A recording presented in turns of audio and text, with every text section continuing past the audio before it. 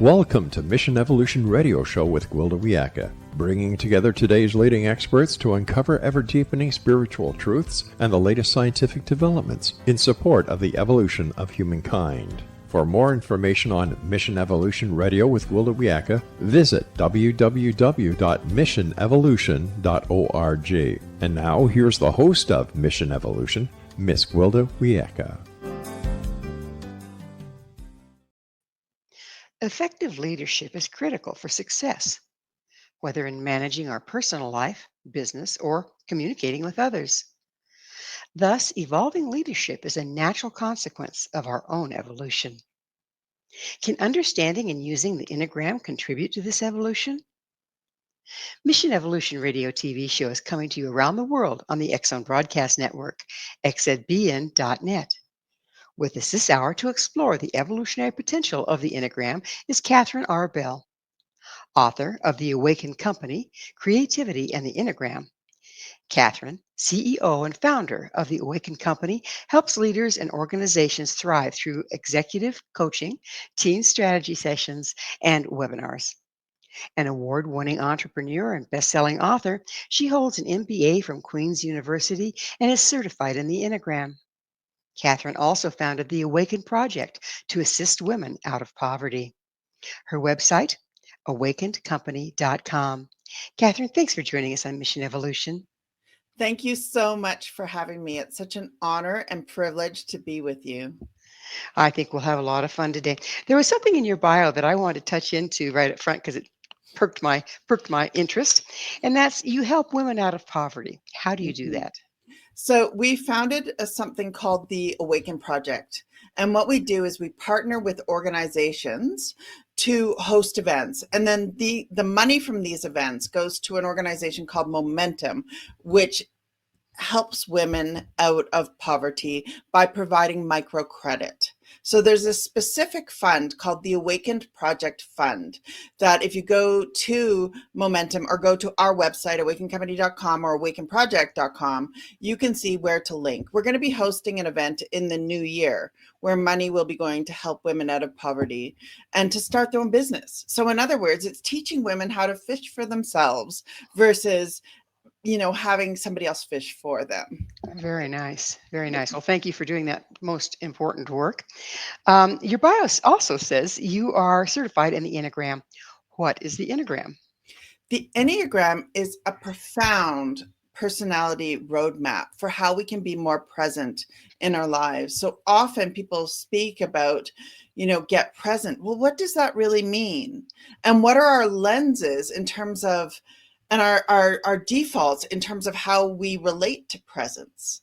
So the Enneagram provides 9 specific lenses in terms of our defaults.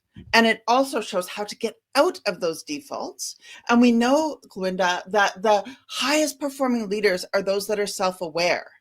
So it provides a roadmap for how do we become more self-aware so that we can become empowered as leaders, yet only 10 to 15% of leaders are actually self-aware. So becoming more self-aware in the leadership of our own life sounds pretty important. Does it help with that? Incredibly important. Often organizations, we speak of what is an organizational vision. Well, how can we have an organizational vision when most leaders don't even have a personal vision? So how can we lead at the collective level when often we're not leading at the personal level? And from research, we know we have about 60,000 thoughts a day. 85% are repeating, 95% are negative. So how can we all create our own personal vision or personal aims, which are the micro actions to get to the vision, so that we can empower a better world for all? That's the invitation, but it's taking the pause and looking at who and what are we really? And what is our particular facet to contribute to humanity? I believe everybody has an important contribution to make. However, do we understand ourselves enough? Well, leadership is interesting because if we can't be effective leaders, we can't be effective parents. If we can't be effective leaders, we can't be effective partners. And you're telling me that what percent of people are self-aware? 10 to 15%, and this is based on a study by Harvard Business Review. Now we're talking about leaders, not just people in general. Yes, we're talking about leaders. Okay. But I would say the same. And our first leaders are our parents. So how, as a society, if we aren't taught how to lead, then how can we possibly, and often people are promoted into leadership positions and not taught. So at Awaken Company, we help to teach people what is leadership? What does it mean to be a leader? And unfortunately, the majority of people are not self-aware. So this is our invitation to become more self-aware. For everybody listening, one micro thing we can do is to understand what are our gifts, what are our work-ons, and to create a personal vision for ourselves, and then call ourselves forward with that personal vision.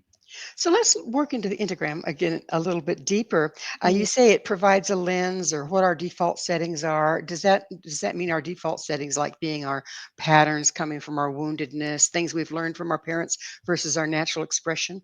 What are those lenses? Yes, so there's 9 lenses, and let me walk you through the different lenses because I think it's very, very important to understand what those are so that we can begin to understand our defaults. So the Enneagram 8, the lens the name of the type is called the Challenger.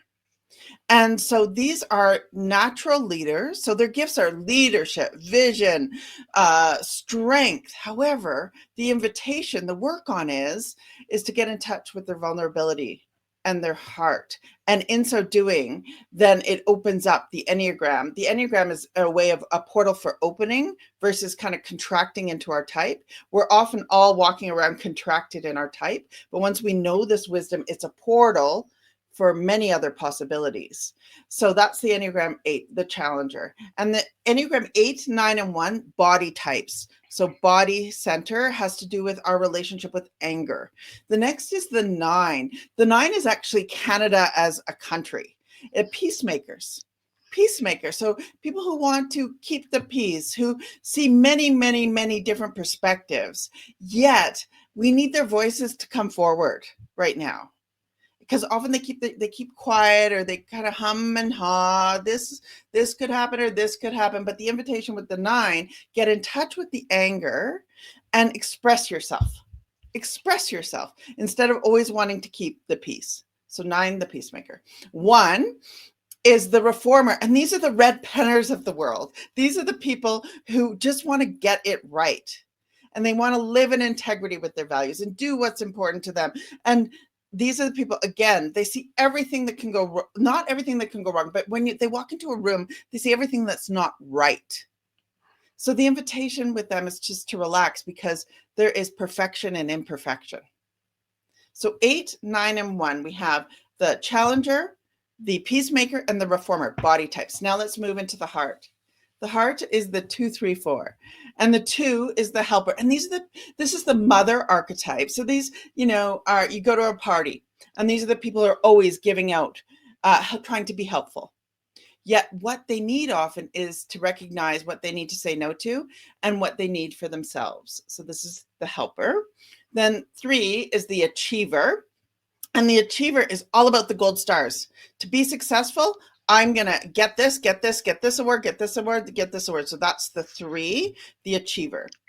Then the 4, and interesting, the 4 and the 5, when I did a research study on leadership, less than 6% of the population in terms of leaders had 4 or 5 as dominant. 4 is the individualist, the Alanis Morissette, Johnny Depps of the world, looking for the depths, the creatives, looking for the depths in their world. However, the invitation is for them to ask about the other person, because often they can go so internal that they forget about the other. So 2, 3, 4, the helper, the achiever, and the individualist. Now let's move to the head center. And the head center is 5, 6, 7. 5 are the Albert Einstein, Stephen Hawkings of the world. And I hope everybody's getting a particular flavor or taste for all of these Enneagram types and can somehow relate to them in a certain way. So 5, 6, 5, investigator. These are the people who like to go deep and research things. They tend to be mono-focused. The invitation for them is to get in touch with their feelings. So there was a CEO I was working with, and when you entered his office, all he had was a wall of books because he didn't want any personal contact. So he made a commitment to go for lunch with somebody once a week and ask them one personal question. And that's the invitation for the 5. Then there's the 6, the loyalist. And these people they're like the scenario planners, the negative scenario planners. And all they see is what can go wrong in the world. And that's their default. So the invitation for them is remember to balance with positive options. And then the 7, the enthusiast, which is the person who sees rainbows and unicorns and everything and loves to brainstorm, however, may not complete a project. So 5, 6, and 7, head center. So I've given you a very, very brief. And of course, this is a very deep tool. So I've just given you like a moosh boosh of what it is that the Enneagram is. It really is a portal for how can we become more present in our lives? How can we become more present as leaders? So as I listen to you, I see where all these different lenses. If someone has been introspective and worked through some things that stick them in one or the other, they can surf whichever one is expedient at the time. Is that accurate? That's right. So what people can do is they can go to Awakenly, which is our app, and do a quick test, and it will show you what may be your Enneagram lens.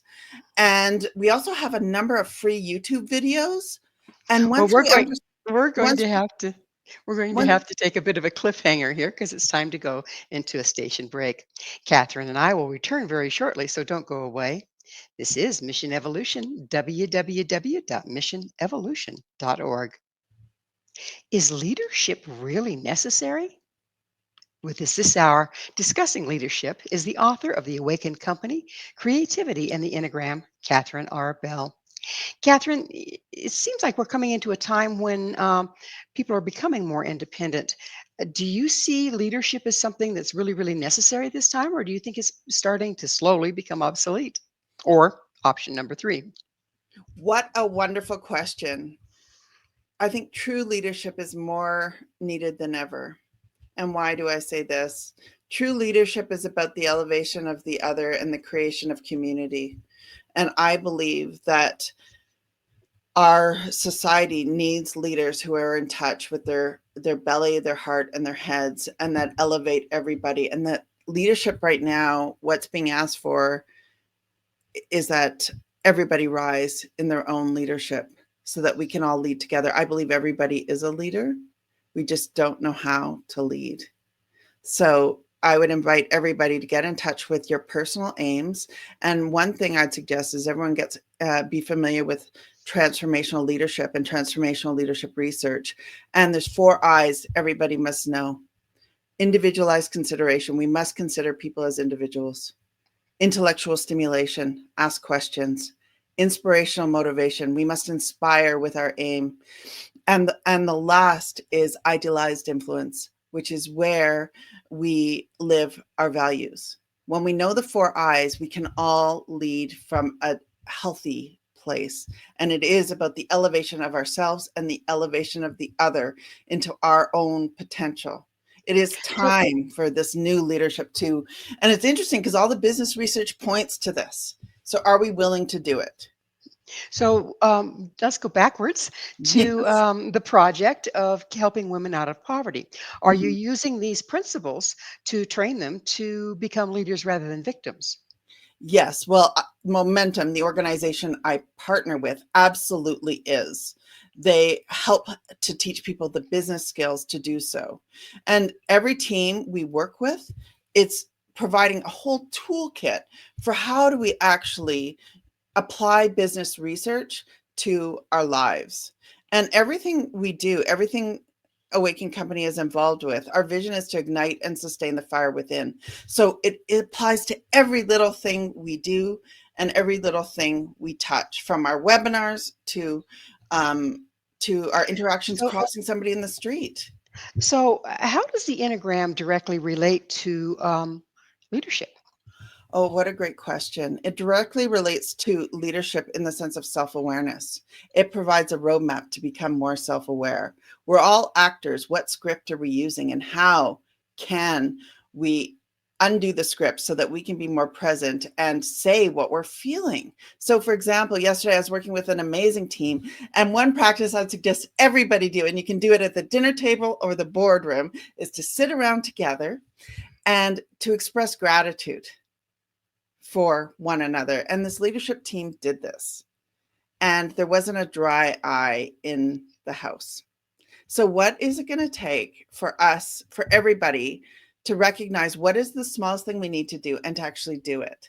And in a sense, to provide positive contagion, to provide meaning and belonging to everybody that we're in a field with, because we're not separate. There's an illusion of separateness. Yet every being, every time we go for a walk, are we appreciating it? Are we seeing what's actually here? Well, it seems like you were speaking of the lenses of the Enneagram. Sorry, I Yes. keep leaving out vowels and whatnot. You speak about the lenses. Are those lenses actually simply, well, the name lenses, expressions that we function through, and we can function through those expressions without ever going deeper and knowing who we are? Yes, the majority of people are asleep, and they're asleep to the patterns in their lives. For example, if we look back at our journals over years, how many patterns have we repeated? How many things, and what is it going to take for us to have the self-awareness to break into a new way of being and doing? And now it's such an exciting time, because I think in great chaos, there's great opportunity. And are we willing for ourselves to look at ourselves, become more self-aware, so that we can become the leaders that we're all meant to be? Isn't it challenging to let go of one's identifying with one of those lenses? I mean, it seems like most people, that's where they're stuck. And if you're identified with something, doesn't that make you invested in it? Yes, it does. The challenge is, the invitation is, with consciousness, with awareness, we can become more aware of what patterns we want to do, what patterns we don't want to do. But we need that awareness. Can So we see what our patterns are, and what works and what doesn't work, and let go of what doesn't work? But is letting go really the answer? If the whole world is operating from these lenses rather than from self for the most part, those that become more self-aware, don't they need to use those as tools then to communicate? Absolutely. The invitation is to use this as a roadmap. So let's say, for example, I dominantly 0.8, which is the challenger. And so when I become more aware of the other vistas through the different Enneagram types, I'm more open. And I have a growth mindset, which is based on Carol Dweck's amazing research of this growth mindset of, what do I need to learn here? What do I need to investigate? What do I need to go through? But without that awareness, those lenses aren't available to me. So it does, exactly to your point, it does provide us with a different tool, different framework for what is needed to be more creative at this time. And I believe everybody has access to creativity, and everybody is creative. It seems that these lenses, everybody has a little bit of one of them, or a little bit of all of them, really. Mm, Um, is there a danger in pigeonholing somebody and missing the rest? brilliant. Yes, 100% there is. This tool was not meant to pigeonhole people. It was not meant to put people into prisons. It was meant to open up the doors to our perception of who and what we are. Because when we know our dominant default, we know we don't have to be the dominant default. And yet we are invited to consider, when we're in default, well, what serves us? What do we need to learn? And how can we walk through potentially 8 other doors? And I believe we all have Enneagram DNA. And when we know our Enneagram DNA, for example, I know I'm lower on certain scores, I can actively, by presencing, bring those up. So What do you mean by Enneagram DNA? Enneagram DNA. So we all have a certain amount of every type within us. Okay. So you said very accurately, we all have all 9 points within us, and that is true. And we have one dominant type. So understanding what our dominant type is, and then listing what we think or what we consider are our relationship to the other scores. So for me, 9 is quite low, the peacemaker. So how do I bring that up?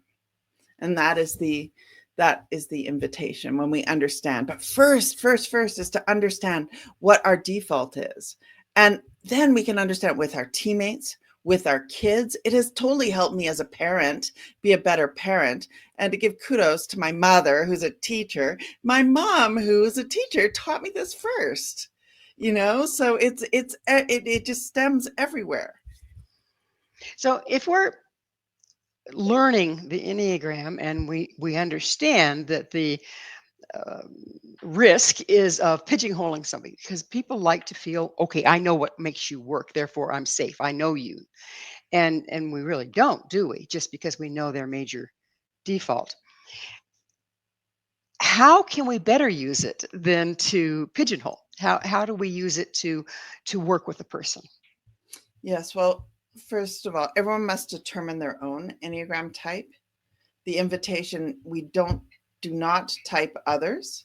We also must recognize that all types exist within the other person, not just the one. So you do not pigeonhole the other person. We must begin the work on ourselves. So it's like you're saying, I'm not a 9. I'm doing a 9 right now. Yes, that's right. Yeah, and we are not our type.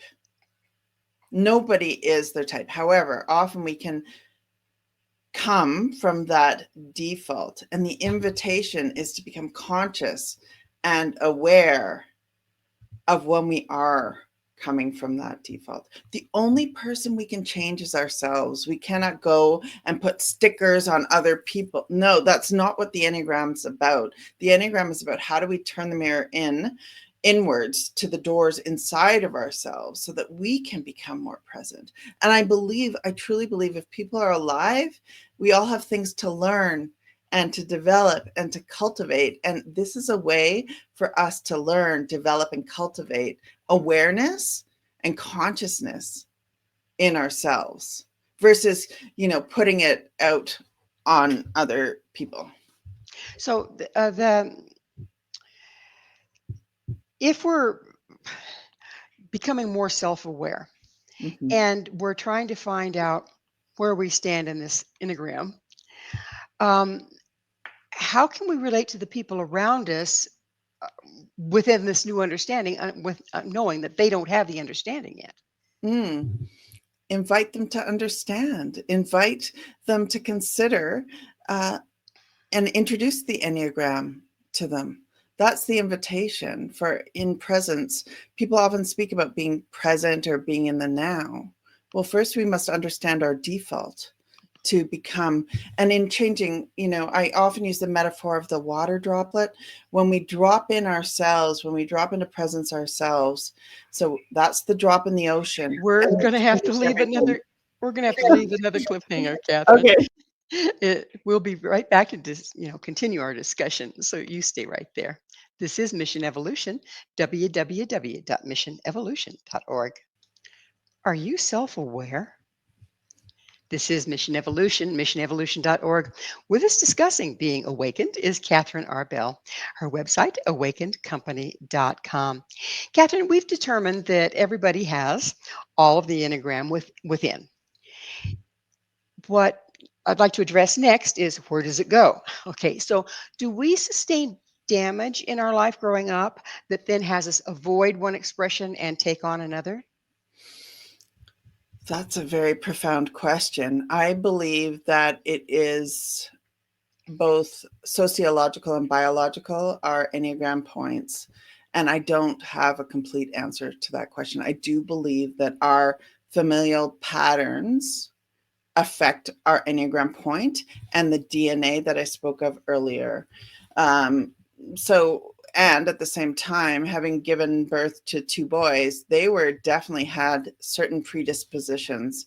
And my mother said, right from the get-go, it was very hard to contain this energy that I just love to lead right from the start. So that's and I also believe that our situations and what happens to us in our lives does affect our relationship to the different Enneagram points. There's a lot of talk about epigenetics. Okay.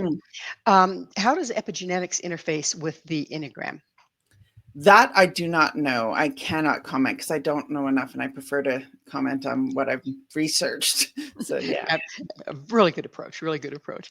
So by epigenetics, we can turn off and turn on different gene expressions. And I was just wondering if we could also turn off or turn on any Enneagram expressions. So Great question.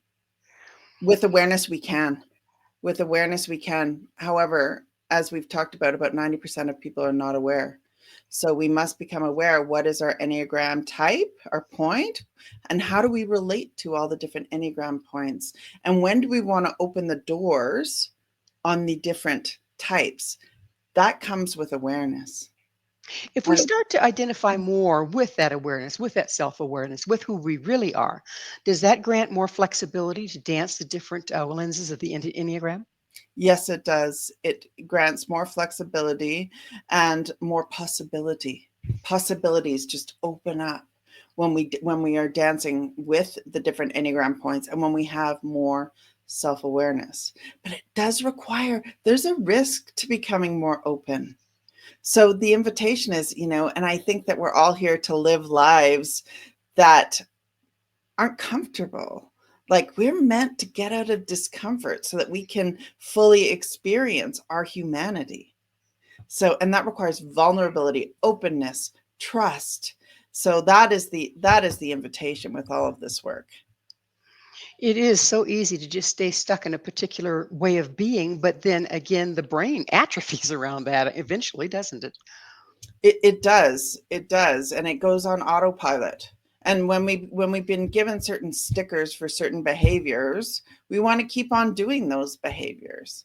Yet there's more meaning and more belonging and belonging to ourselves when we go into those places of discomfort so that we can illuminate different ways and different modes and different patterns so that we can live a more conscious life and be a more conscious leader. If we're stuck in these patterns, in these individual lenses, how does that impact our ability to communicate with other people? Well, it most certainly does, from our ability to communicate, from our listening perspective, from the way we use our voices, and the way we communicate with our environments. Most people aren't even aware that our context is always giving us signals for which way to go. So yes, it certainly affects our ability to communicate. And most people rate the worst time of their day as their time with their bosses. So how do we change this dynamic so that our communication is more positive? And we know that most people need have emotional bank accounts, and we need 5 deposits for every 1 withdrawal. So it's time. It's time for us to see all the amazingness that's happening around us and to speak it and to listen and to see and to taste and to smell.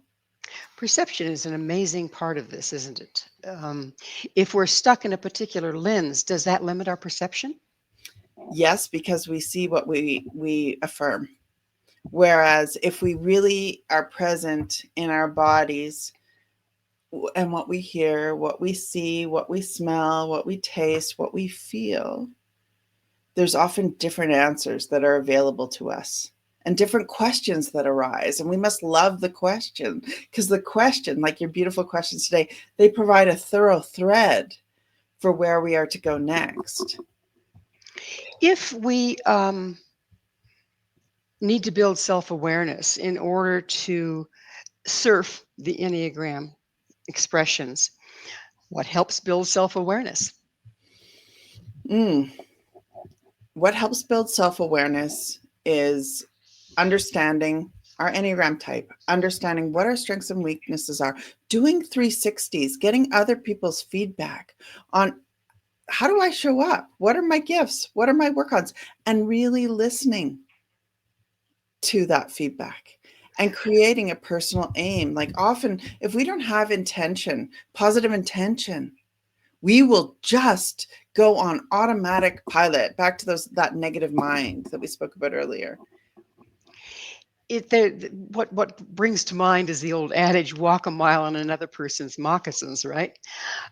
So not only, from what I'm hearing you say, not only does being able to become self-aware and working the Enneagram help us become more authentic, but it also gives us the liberty of putting on somebody else's shoes. How can we choose to do that? First of all, grounding in our bodies and taking a breath with the other person and noticing their amazingness and quieting our minds, truly listening, and then modeling the highest aspect of the other person and seeing their potential.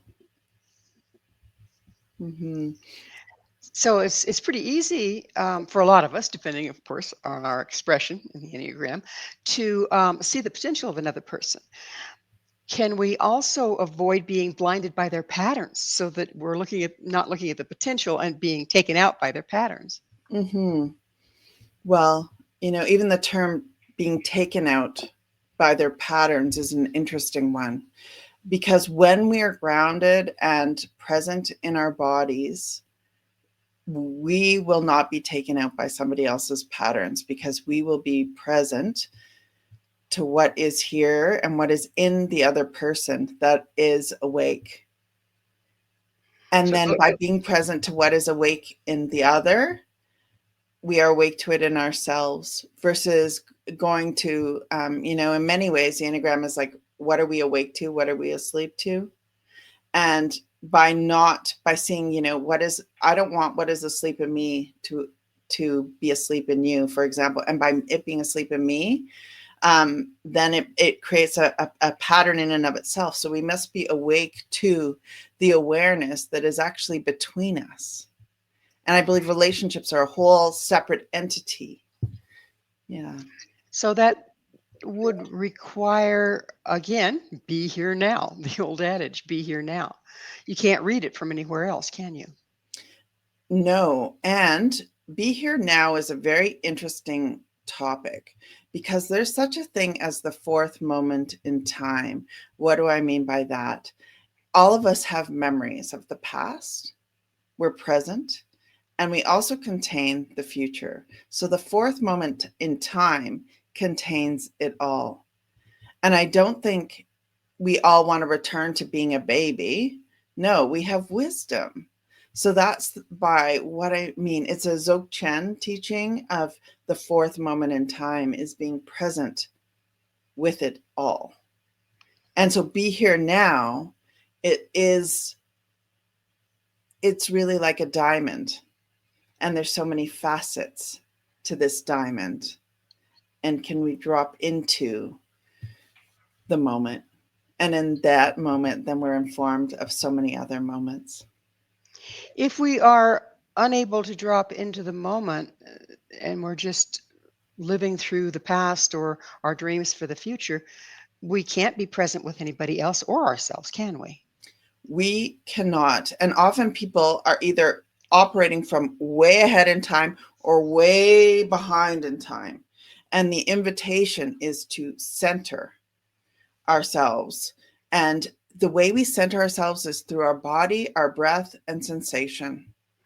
And with leaders, I often work on, okay, what does it feel like in your body? What are your body senses telling you? And that's where it begins. But we're often hijacked into this future or this backwards or sideways. And the invitation is to drop into belly center and to sense our actual limbs, to sense our feet on the floor, to sense our head. And our head center is very important. Like people are like, drop the mind. We need our minds. We need our minds to love questions. We need our minds to drive properly. So we do need these three centers, the body, heart, and head, all online. Well, we're about to take a break, but when we come back, I'm going to ask you about that fourth center of spirit. Please stay with us as Catherine and I continue to explore creativity, the Enneagram, and leadership. This is Mission Evolution, www.missionevolution.org.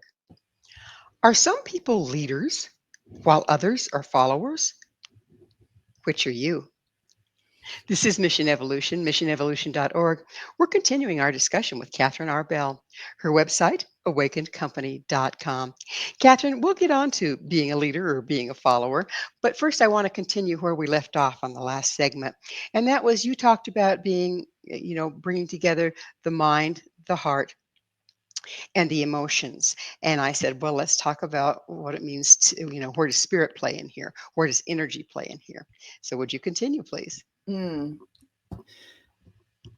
Spirit or mind stream is everywhere. And love is everywhere. Love is, spirit is. And the invitation is to drop into ourselves, to actually sense it in our bodies, and to know that it is also our source of great interconnection. That my spirit to your spirit, one and the same. And the same applies to everybody. No matter what, this is what I believe, no matter what tradition you're involved in, we all have this awareness and spirit. And can we allow that to shine through? And By relaxing. So does becoming self-aware, being aware of the mind, the heart, and the mind, the body, and the emotions, is that a doorway of sorts to the fourth level of spirit? Yes, our body is a portal to spirit. And can we relax our bodies enough to sense spirit, to feel it in our hearts? And it requires a brilliant mind to be able to do so as well, an open mind to be able to do so. It's an amazing interplay, isn't it? So let's go back to the first question that we started out with in this segment. What's the difference between leaders and followers? What makes one versus the other? Yes. So some business research. Researchers put two groups of people in a room. The first group they called followers. The next group they called leaders. Similar socio-demographic qualifications, i.e., they were similar individuals.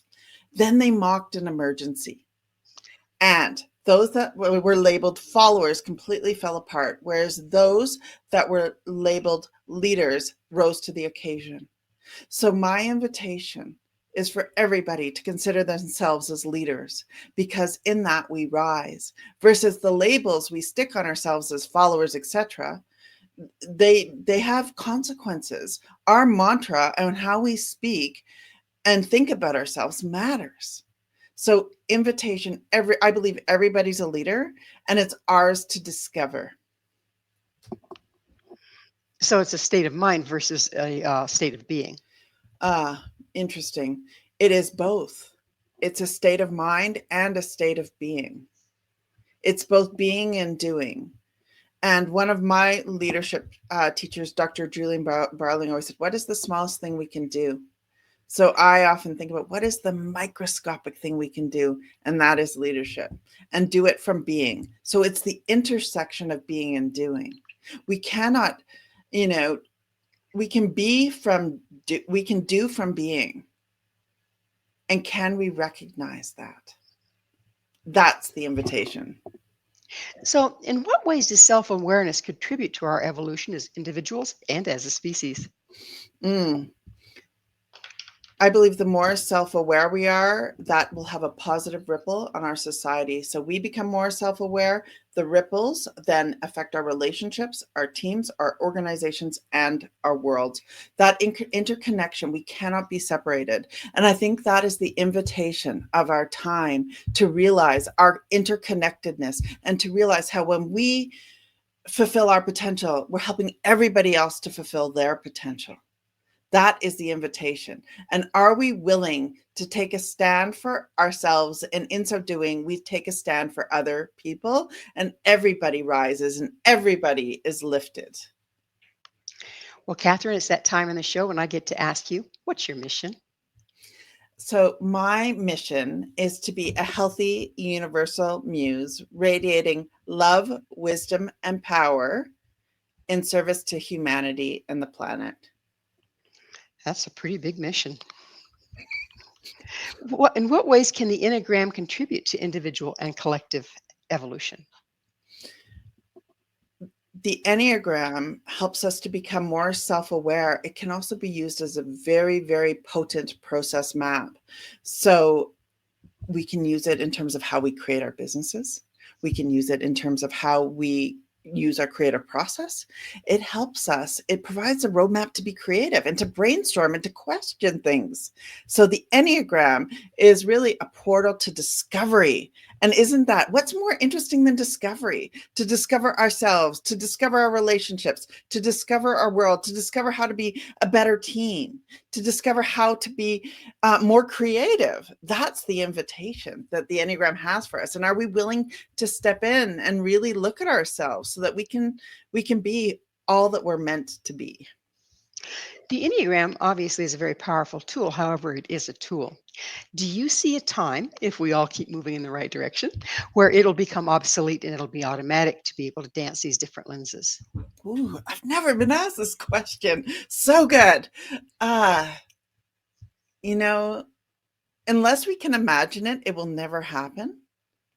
So let's imagine that we're all this present, that it becomes obsolete. And we're a long way from that right now. However, imagination to see something as possible then allows it to actually happen.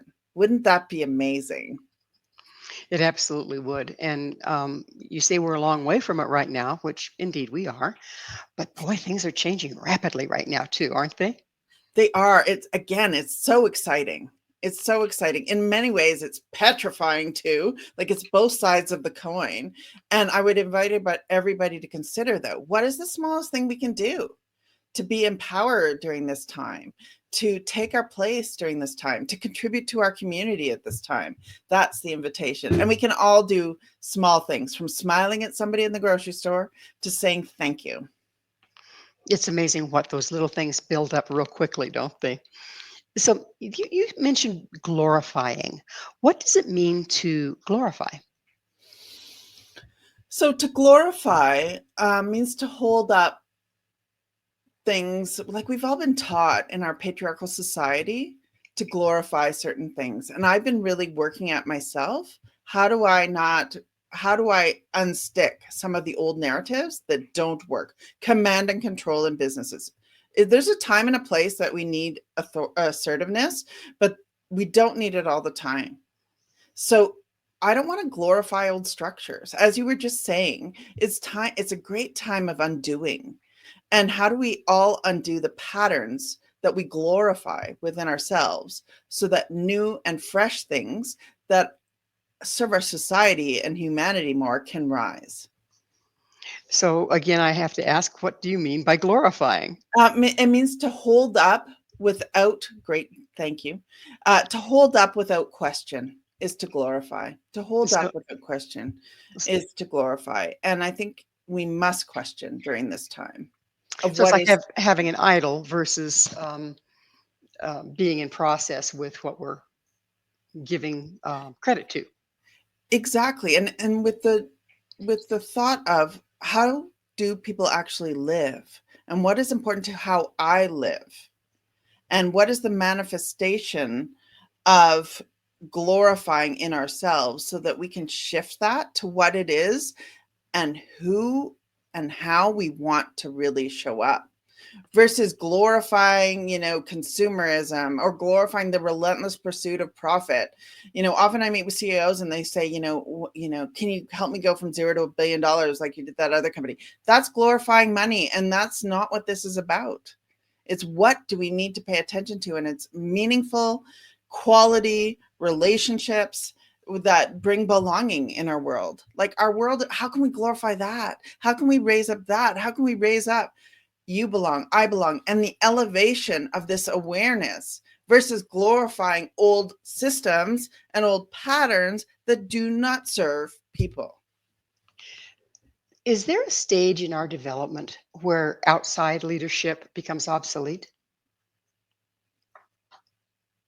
I believe will always be interconnected, or I hope we will always be interconnected. And in so doing, what you do affects me and what I do affects you.